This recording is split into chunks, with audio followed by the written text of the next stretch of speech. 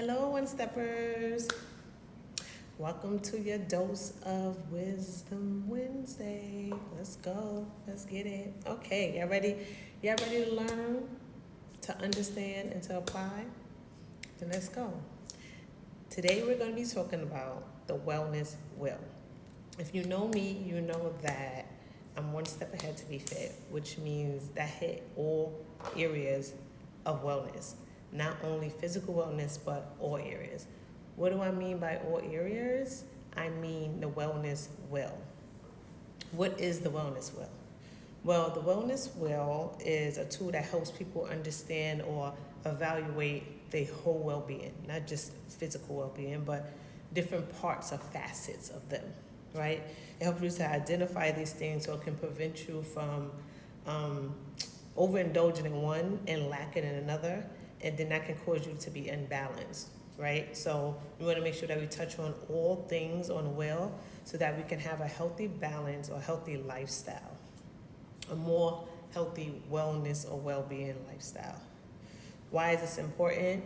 Because many people might concentrate and maybe say this on like physical activity, right? They say, excuse me, don't judge me. We're drinking this all day because I'm training for something, so I'm so excited about that. So, plus, I gotta increase my carbs. So I just finished eating pasta, so don't judge me. Anyway, so so the wellness wheel is something that us as wellness counselors use to guide people and help them to have a healthy balance in their life. Okay, so what does the wellness wheel incorporate? The wellness wheel incorporates environmental, emotional, intellectual, physical, occupational, financial, and spiritual. So those are all areas of your life that we will be breaking down over the next weeks for Wednesday. We're going to encapsulate maybe 3 each time. I'll give you a task to do just to see how you are doing in other areas of your life, right? So let's break down what each one is so you can have an idea. Environmental wellness means a good health by occupying pleasant, stimulating environments that support your well-being, right? Emotional wellness is coping effectively with life and creating satisfying relationships. Financial wellness, we already know what that is. I talked about that. When we put the link, we talked about that before, financial wellness, last week. So then you have social wellness, which is developing a sense of connection, belonging, and well-being, a support system. Spiritual wellness is expanding your sense of purpose or meaning in life. Then you have occupational wellness, which incorporates personal satisfaction and enrichment derived from one's work. Physical wellness, which most people know what that is, which is recognizing your physical activity, diet, sleep, and nutrition, which is very important. And then lastly, we have intellectual. Sorry, I was getting text. Always multitasking. Which is recognizing creative abilities and finding ways to expand your knowledge and skills. So when you focus on each one of these things and really try your best to identify the things within each one of these categories, it will help you find a healthy balance of wellness in your life. And so that's what we're going to work on, okay? So let me get together your challenge, and I'll be right back. Hold on. Okay, I'm back. I was going for a minute, but I know my hair only seems like seconds. But I was really getting something in order for you guys that I really want y'all to work on. I really, really want y'all to work on this. Please work on this, okay? So the first thing we're going to tackle on the wheel for the next 5 days is your social wellness. So like I said, social wellness is developing a sense of connection, belonging, and well-developed support system. So I'm going to give you 5 things that I want you to do.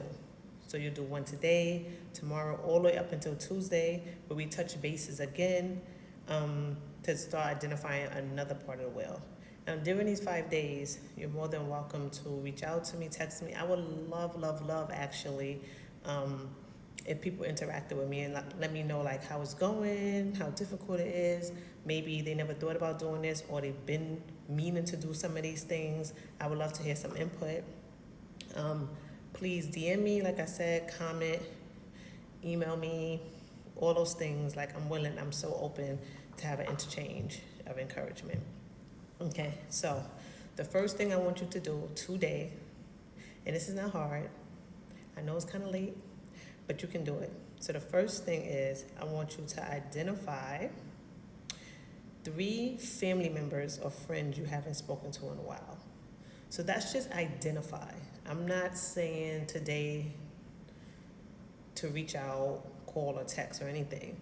I'm just saying to identify. Just write down 3 friends or family members you haven't spoken to in a while. Okay, so that's day 1, which is today.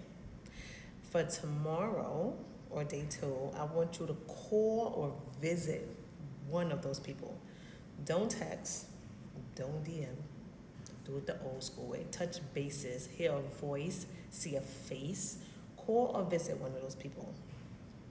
We're busy, but we can take our time to just do that. That's day 2. Day 3, I want you to find places and possible times in your schedule to go on a solo date. So this is just finding time and places, not actually going out yet, but just sitting there thinking about, okay, where would I want to go alone, and what day and time will work for me? Many of us hold many hats.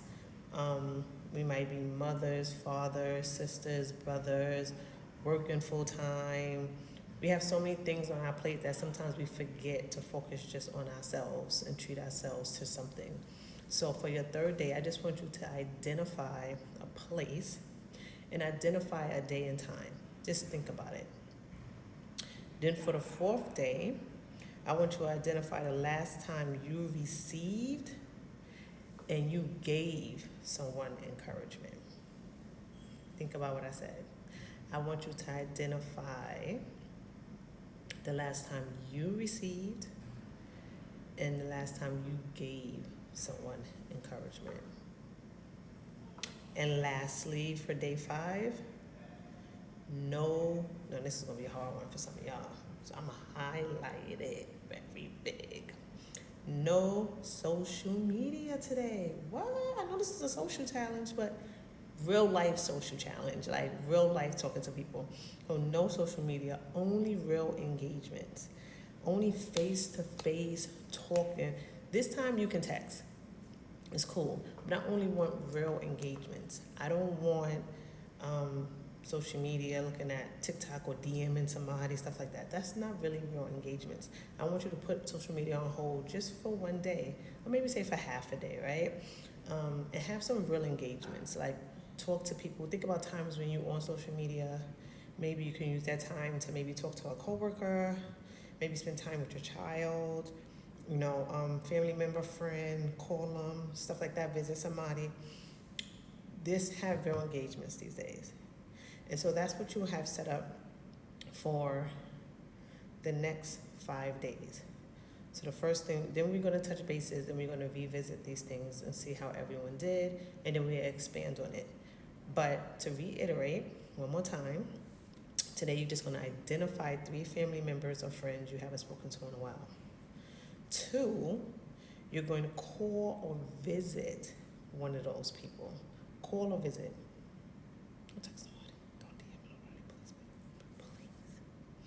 3, try to find places and possible days and times to have a solo date. Just identifying. This week is more about identifying and then acting as soon as possible on what you are identifying in, right? So the most important thing in social is to identify where you need it. So that's what I want you to focus on. That's what I want you to do.